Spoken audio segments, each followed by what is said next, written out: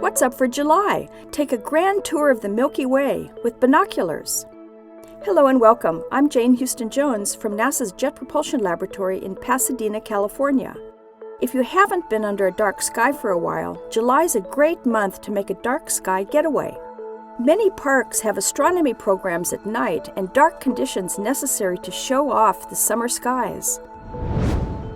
This month we're looking south at Sagittarius and Scorpius, which are separated by the core of our Milky Way galaxy.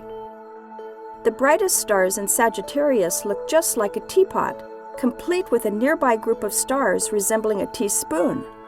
The center of our galaxy looks like hot steam spewing from the teapot's spout.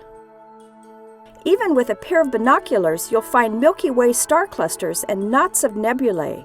Just aim at the brighter, clumpy areas. Use binoculars to look for the globular cluster M22, just above and to the left of the teapot's lid. It's composed of about 83,000 stars and fills as much sky as the moon.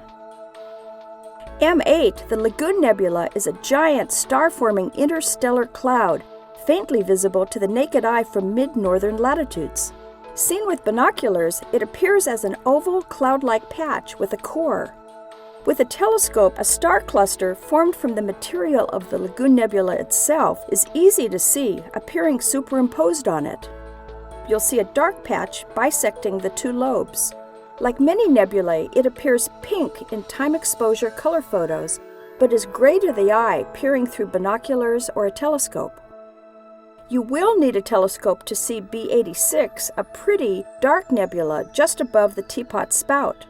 It's a shock to see a tiny patch so dark that the Milky Way is obscured. Looking in the same direction, we can see two dwarf planets. Near Sagittarius this month is Pluto.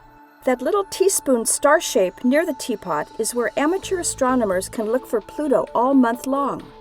You'll need a medium-sized telescope and some experience, patience, and a little weather luck to see Pluto, but do look in the direction of the dwarf planet and think of NASA's New Horizons spacecraft approaching and flying by it on July 14th. Another dwarf planet, Ceres, is at opposition, not too far away from Pluto, in the southern sky between Sagittarius and Capricornus. That's where NASA's Dawn spacecraft is orbiting right now. You can learn more about New Horizons and Dawn and all of NASA's missions at www.nasa.gov. That's all for this month. I'm Jane Houston Jones.